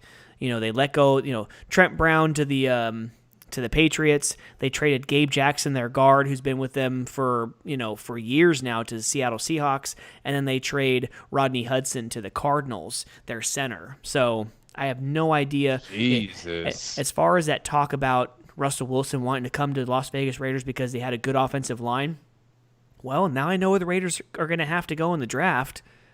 What the hell's going on? Well, why are they doing that? I mean, they're over the cap. So I think that they might want to save on cap because those guys take up a lot of money. So they are one of the highest paid offensive lines in the league, if I'm not mistaken, right? If not the most, yes. Yeah. So they get, they go and get John Brown, the wide receiver. So that's what my brother Steven said. Oh, they're just gonna be running streaks all year with him and Ruggs. That's all they're gonna be doing. But it scares me though, because you already got, we talk about it a lot here, a Derek Carr quarterback that's coming off of a couple, maybe 2 seasons that we saw a little bit of check down Charlie in him. Kind of seemed that first year down there in the desert, he kind of grew back into the old Carr that we knew before the injury, before the broken tibula or fibula, whatever the hell it was. But at the end of the day, they signed back that same guy that gave up that block on that blind side to give him that damn they signed Donald injury, Penn so he can retire a Raider. Donald Penn to retire a Raider. There it is. But I want to see Carr prevail. But you said it the other day, though. What'd you say, like 2 days ago? You were like, oh, yeah, he's going to be checked down Charlie Watts. And I was like, why? Dude, the Raiders they heard you. That's why. They're going to trade away their guard, their Pro Bowl guard, and their Pro Bowl center. Like, oh, my God. And they bring back the guy that caused him to break the only bone that he's ever broken in the league and made him miss probably the best chance that they had at the playoffs, in a long time, right? Yeah. So I just think that they're saving money, but so bring someone in then. What the hell are they pussyfooting around for? Let's go. Yeah, but I mean, that's what I don't understand. Why? You had a pretty damn decent offense. Obviously, the offense wasn't your damn problem. I think I saw that meme or your brother sent it to me, or it said, "Well, let's just trade away our O-line for defense or whatever," right? But it just makes no sense. I really don't understand it. But we'll see. Yeah. We'll see what Gruden and Mayock has up his sleeve. But I just don't agree to give up 3 of those, pretty damn good offensive linemen, though. Yeah. Just to give all 3 of them up. Your thoughts on any of these other trades, man? So you have so what do you think? Chicago Bears, they say that they want to get Russell Wilson. They actually sat down with each other over the weekend, and Chicago offered them 3 first-round picks. They slept on it. Seattle comes back and says, no, like, we're not going to trade him. Figure, Pete Carroll, he's like 70 years old. He's not going to be coaching that much. He doesn't want to start all over. So I figure he's just going to, be put there. Cam Newton can't throw the damn ball more than 20 yards anymore right now, at least accurately. So that's why they go and get Jonnu Smith and then Hunter Henry. If Hunter Henry can be healthy, then that's going to be another good offense. A lot. But with Cam, I don't know. I mean, they signed Cam again. I'm not too high on Cam. Who else were they going to get though? Were they going to trade for Jimmy G? Like what were they going to do, bro? Fitzpatrick? You think Fitzpatrick's better than Cam Newton? Yeah, I do. I think that. I mean, he's been on every team in the league. He probably holds the record right now going over to Washington. We haven't mentioned that, but yes, I think Fitzpatrick is going to be your new quarterback of your Washington football team. Yeah, probably. But, but at that point, why the hell wouldn't you go with Alex Smith, who's been there a while? Alex Smith and Ryan Fitzpatrick? Like, true. Fitzpatrick he still turns the ball over. So, I don't know. I just don't believe in Cam. I mean, that's just me being me. Don't believe too much in Cam. I think that with him having a little bit better weapons, that's going to help him out, obviously. But we still have to see. I can still see that division being won, probably by the Bills again next year. It kind of looks like the Bills kind of might have a stranglehold. And who knows if they expand even more to the playoffs? And the Patriots right there are definitely a playoff team in my eyes. I'm not. Yeah, I mean, I'm not saying with Belichick and the stuff that he's got up his sleeve, I'm not saying that they can't be. I just think that it's going to take a lot of locker room presence and a lot of gelling off the field in order to get to that situation that Belichick is trying to, re-achieve with his Tom Brady days. Yeah, going back to my Raiders, longtime offensive lineman Kyle Long. He comes out of retirement, and it's rumored that he's going to go to the Raiders. But what does he do? Nah, he signs a 1-year deal with up to $5 million to go and play for the Kansas City Chiefs. So, I mean, just a lot of these guys who want to go places to win. You have AJ Green signing with the Cardinals. I was just going to bring that one up. Yeah. Thank you, Mike. I mean, hit on that one for me. I think that's great, honestly. I mean, if he can stay healthy, an amazing pickup. Amazing.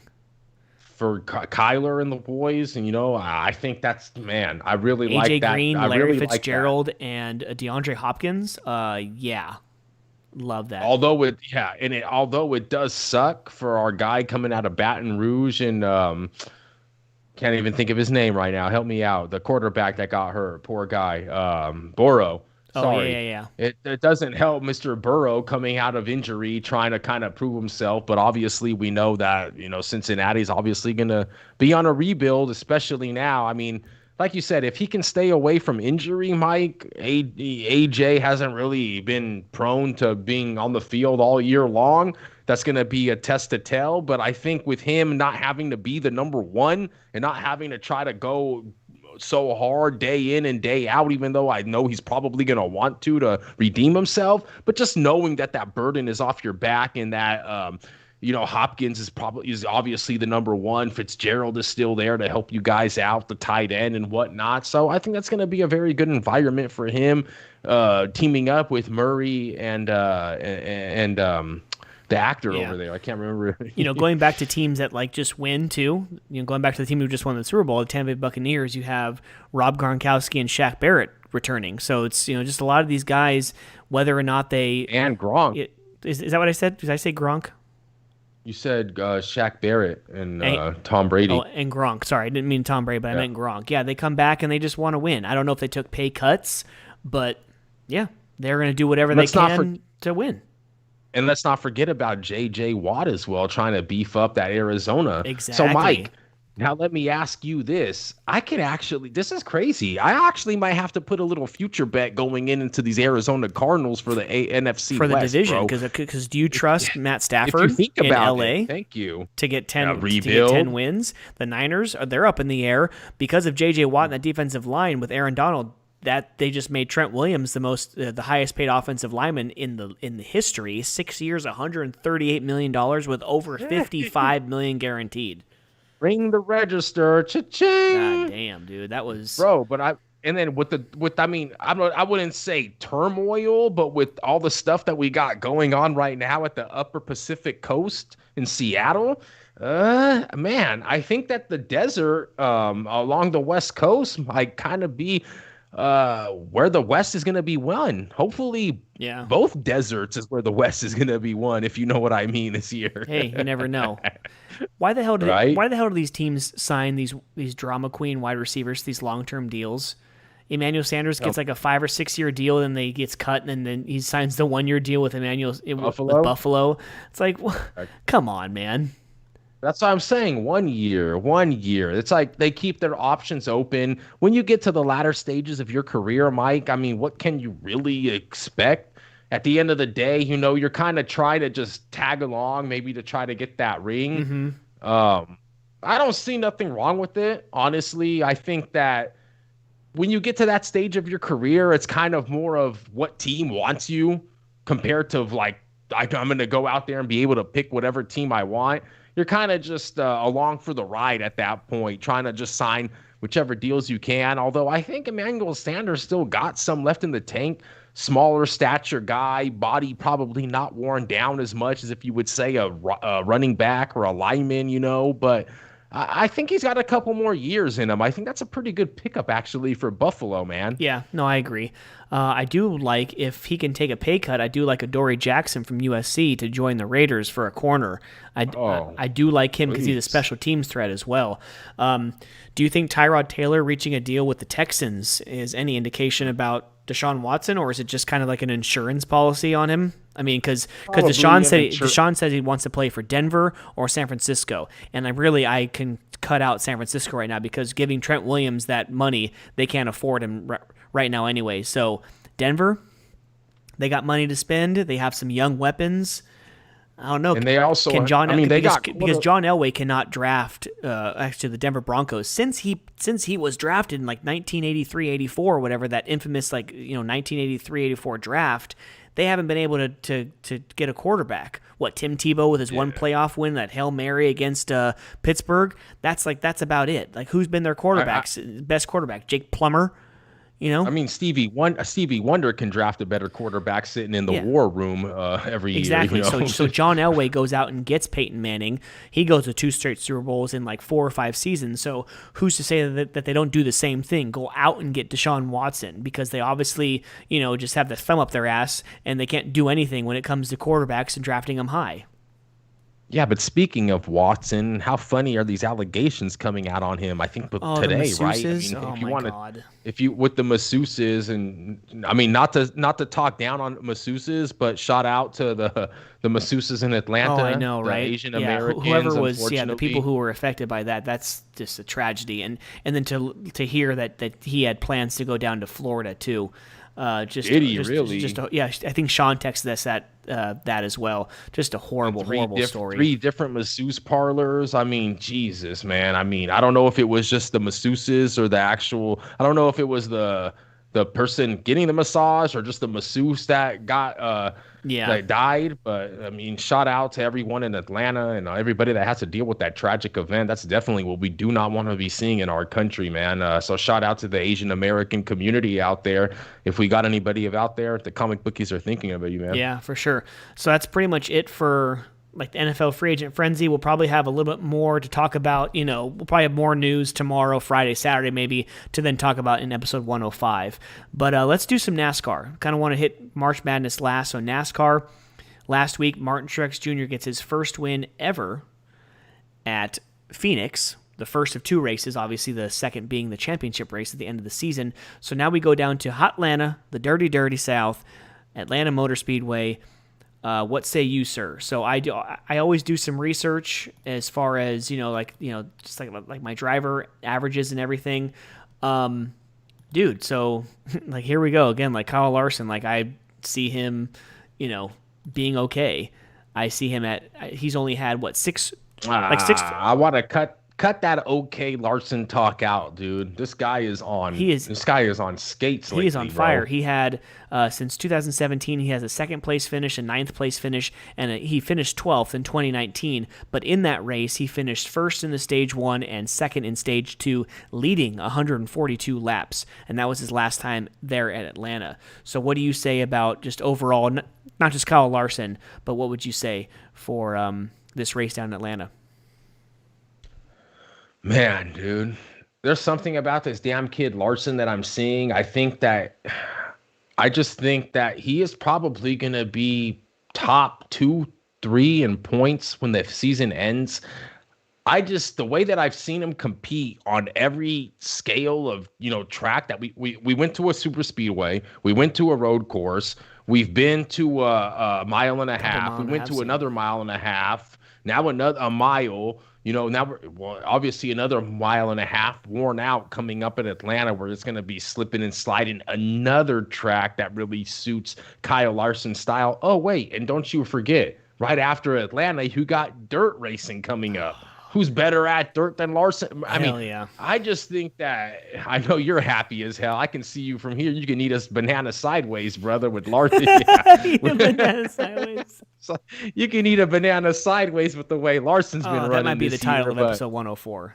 I was gonna put like happy anniversary TCB, but it might be you can smile, you can eat a banana sideways with how much you're smiling. But no, I'm telling you, there's just something that I see in the kid from Elk Grove, California, that he's just really got something to prove. He's been quiet. He's letting his work do the talking on the track. He's shutting up the haters that might have had something against him. And I just see him performing just tremendously well this year at Rick Hendrick Motorsports. I'm sorry. That's just how I feel. Joey Logano is my driver. I think that Kyle Larson is actually going to be giving your co-host driver as well, Chase Elliott. I think that those two were kind of going to be going neck for neck as to who's going to be the best driver at Rick Hendrick this year. I can actually really see Kyle Larson pulling that off, with Chase Elliott kind of having more of a hangover type year. You know how I am with the championship runs. Yeah. But who would have thought that Alex Bowman then would be like the worst driver at Hendrick Motorsport? Maybe not him. I would say Byron. luck hasn't really fallen his way. That's true. Really. I don't know, man. I think that Byron's pretty damn good. Don't give up on him. The thing with Byron is he just doesn't have that personality like a Larson and a Byron and a Chase bring out. The kind of the media kind of surrounds certain drivers, if you will. They don't really surround Bowman, and I don't know if it's because he doesn't put himself out there like that. He's kind of more of a soft-spoken type of driver. But I think he still has room to grow. Obviously taking over that number 48 car, those are some big shoes to fill, although he has been filling them in ever since he's been driving the 88. So the kid just keeps on trying to fill bigger shoes. And, now you're trying to fill the spot of a guy that's won 7 championships on a world-renowned racing team in Rick Hendrick. So I think give him some time. I mentioned last week, I think that Rick Hendrick has put his stable up for a long, long time now with these 4 drivers that he's got now. And I'm excited to see it, man. But going down into Atlanta, let's get into it. I think that this is going to be, everyone want to say Harvick again, just like everybody was on Harvick last week. I'll tell you, something's not clicking right with Harvick this year. It's not saying that he's not going to be competitive. It's not saying that he's not going to win races. It's not saying that he's not going to go down to Atlanta in the dirty South this week and run that Harvick line down there, hugging that white line at the bottom and make it happen. I'm not saying that. It's just that if you're looking for a little bit more value, I can see, a couple other drivers coming into the mix. I wish that we would have had more value in Larson. That's kind of lost with how good he's performing. Keselowski always runs good here. Hamlin is good here. Let me ask you another guy, though, Mike. Another guy that just can't seem to get it together, 2 years in a row. I'm not saying are we seeing the downfall or the demise or, I think, he's still one of the best talents in the sport. But geez, Kyle Busch, man, give me your thoughts on the driver from Las Vegas. I know a lot of fans out there. Fans, let us know your driver. Drop it off in the comments. Let us know on Twitter and Instagram. Who's your favorite driver for NASCAR? Who are you eyeing, or who do you rock with since day one? But Kyle Busch, man, the dude, Yeah. I just don't know what's going on with him.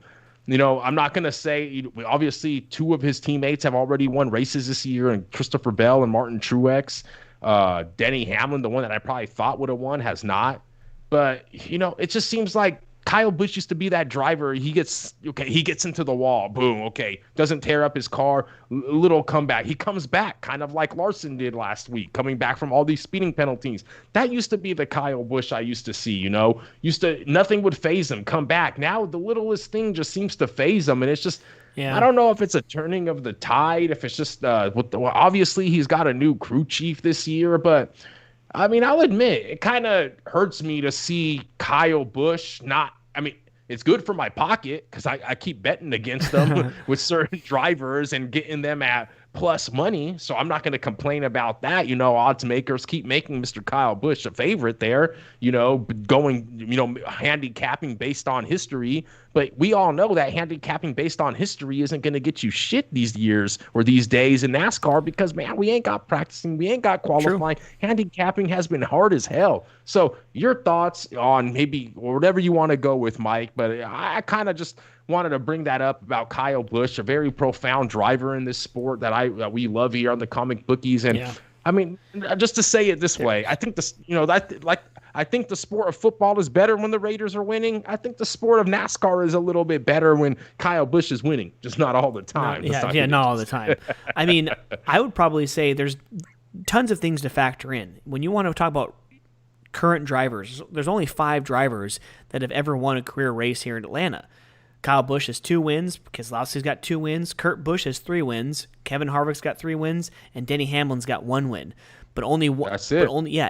That's it. And only one driver, and that's Chase Elliott, has a career top 10 finish, and he has finished average exactly 10th place.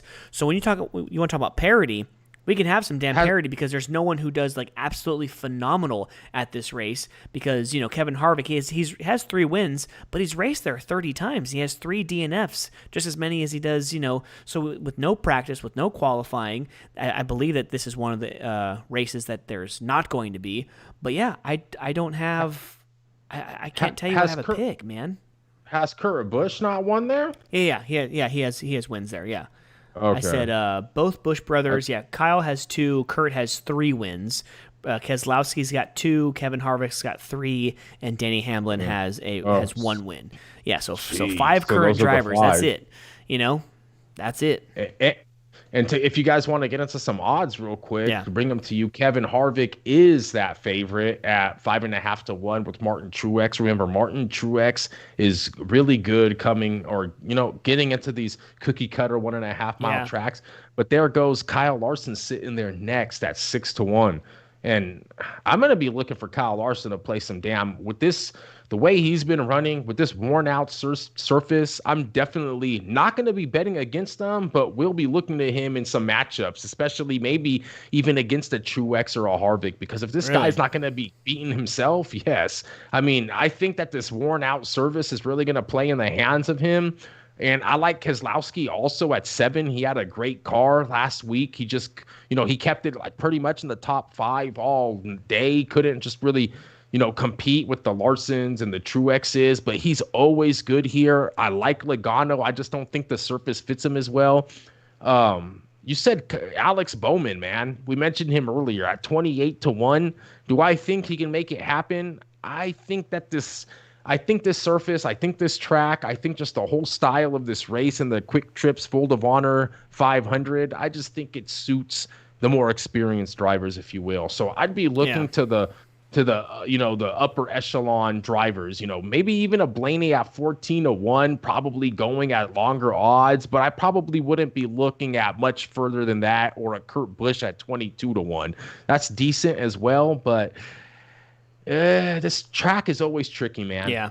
Tires, they fall off 3 seconds on 8-10 laps, It's just this track is one of probably the most worn out other than California that we might not see again, but this track is just deadly on tires, and it makes it fun for the fans to watch. Yeah.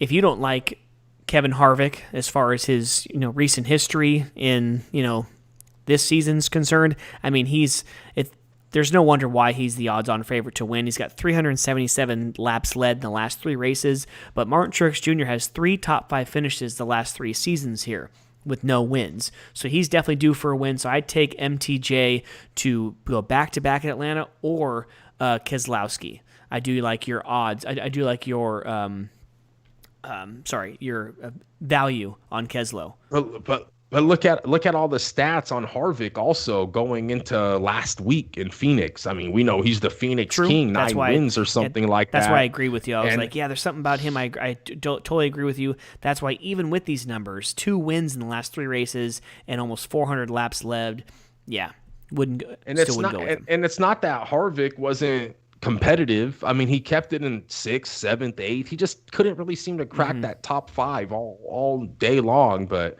we'll see, man. Yeah, definitely. Definitely excited, man. Yeah. Definitely excited. We know NASCAR is, especially when it starts to get into the summer months. I love it.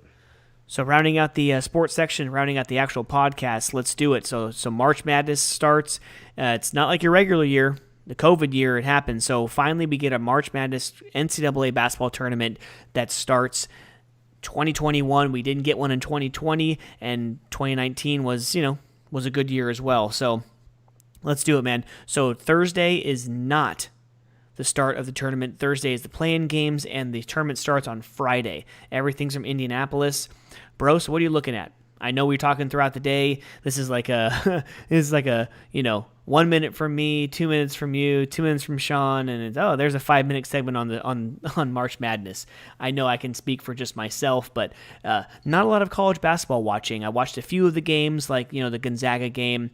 I actually caught some of the Illinois-Ohio State games like a week or 2 ago when Illinois had the nice comeback against Ohio State. So the overall number 1 seed Gonzaga, can they finally get it done? Can they finally get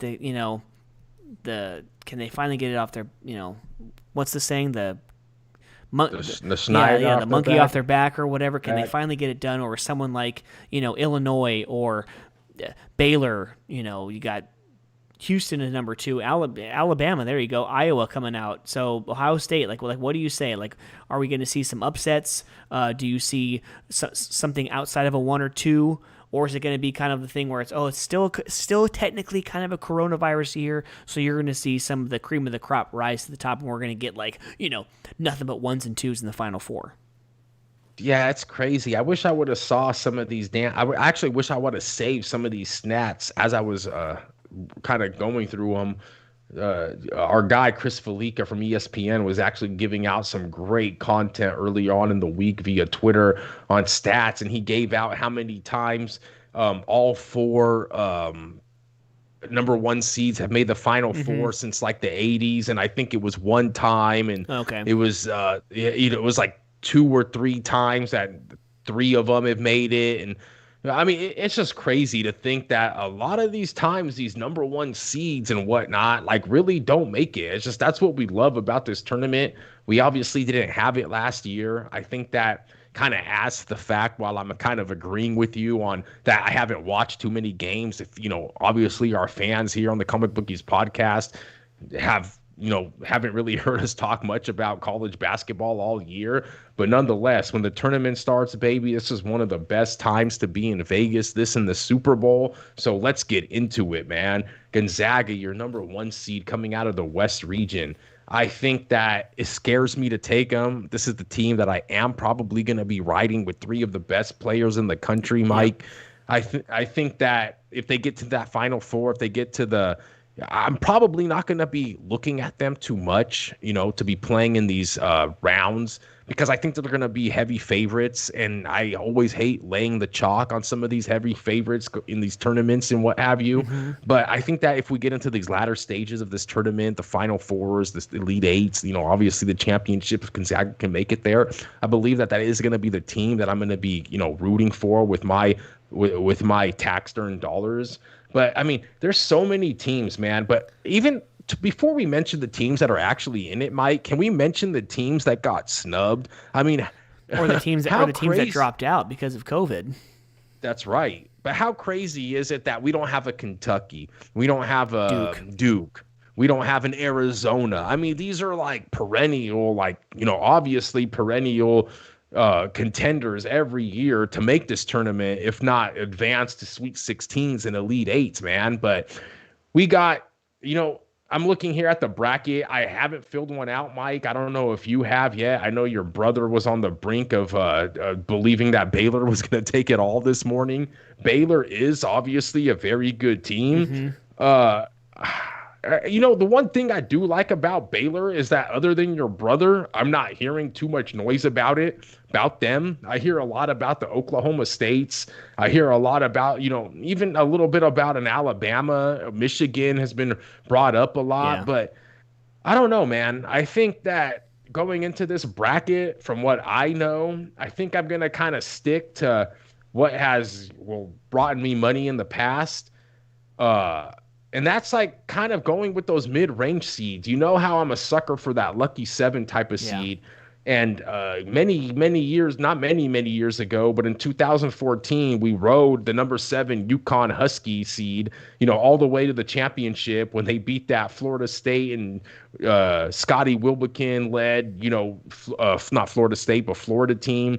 And man, that was just, I mean, I remember we rode them all the way since like the Sweet 16. I remember that. Would they beat Iowa State?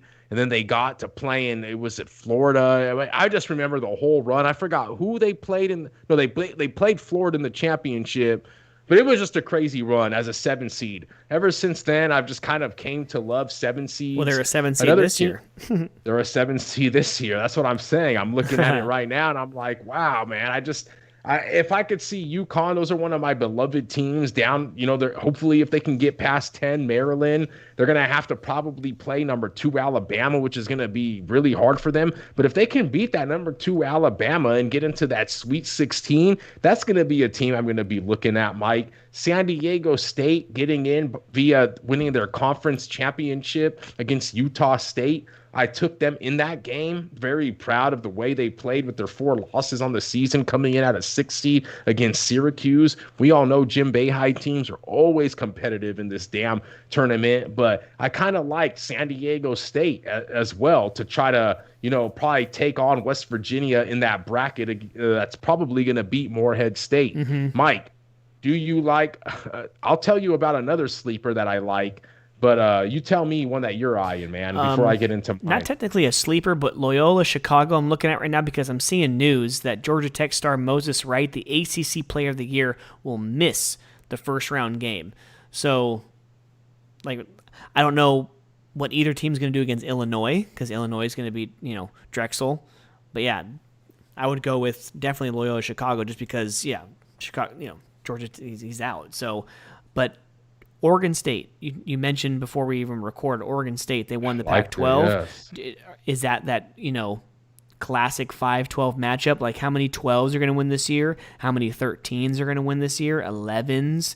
Is a 14, 15, or 16 going to win? This is going to be a weird year. This is going to be one where I can fill out a bracket right here, but I wouldn't do too much betting because to me it's still kind of a COVID year where it's like you really don't know, I'm actually, I kind of beg to differ. I kind of see I think I'm going to see a couple good matchups that I'm actually going to be kind of fond of. You mentioned that Oregon State team, and I'm actually looking at an Oregon team. I mean, I think I saw another stat that they another 7. There it is, another 7, baby. You see how I didn't even realize that. Thank you for spitting it out to me. But I feel like I'm just drawn to these 7s. But for some reason, Oregon going up against 10 VCU, if they advance, which I think they have a good chance of, in regards to their track record with Dana Altman over there leading the charge as coach. But I think that Oregon has advanced out of the first round each of the last 5, 6, 7 times that they've been in the tournament. So this team is really good at advancing out of this first round. The only problem is that they're going to be facing most likely the number 2 Iowa Hawkeyes and Matt Garza, probably going for one of the players of the year this year.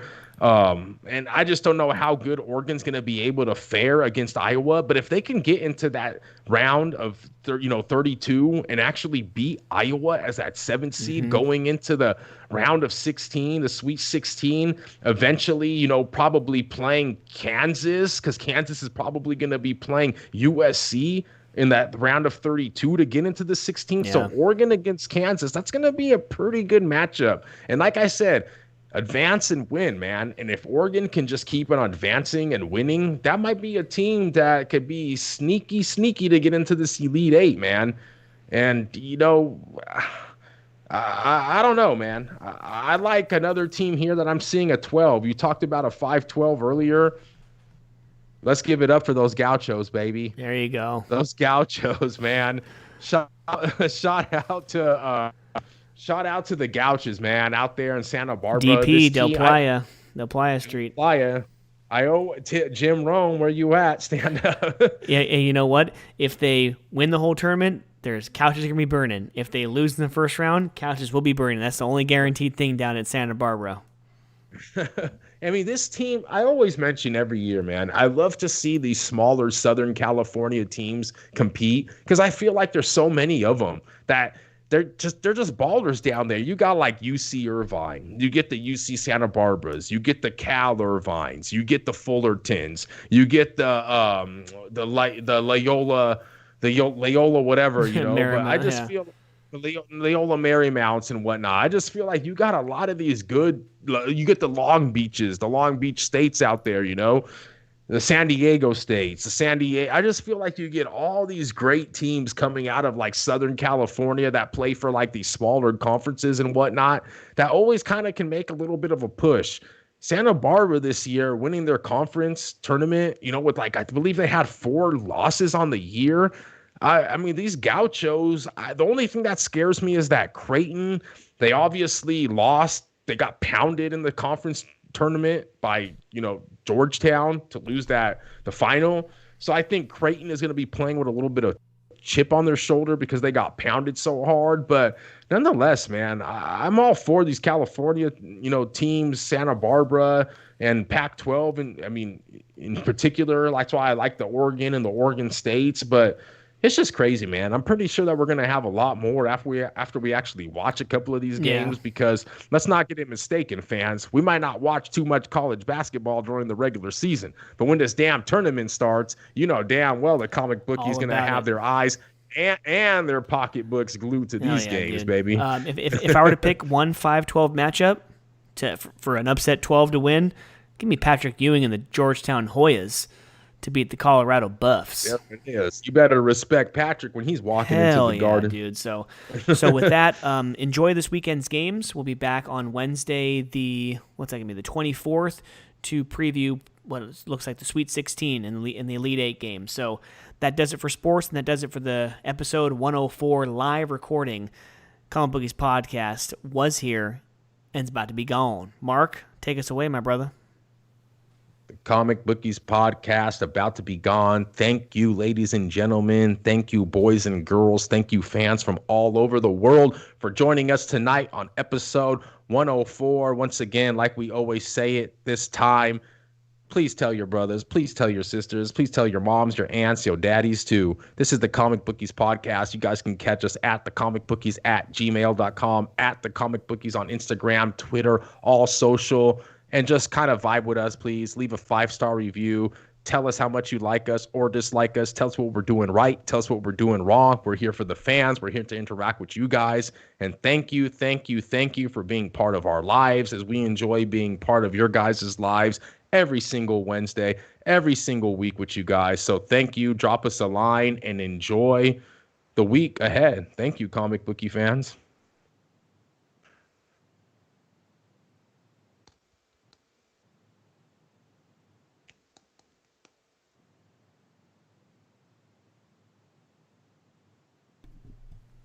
Yes, sir. Yes, sir. That's the second time I've done that tonight. I'm trying to not click, on the freaking mouse or whatever.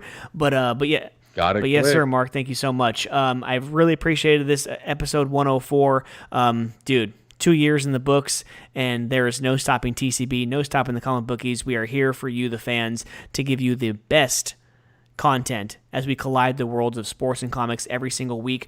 Mark, a few stats for you. I have no new countries to stamp on the comic bookie passport, but I do have a couple regions in the last 10 episodes. Thank you so much. The region I can't really look up specifically, but New York, Washington, D.C., specifically Hagerstown, Dayton, Ohio, and the Greensboro, High Point, Winston-Salem area. Thank you so much for all of the downloads. This is, of course, besides the biggest San Francisco, Oakland, San Jose area.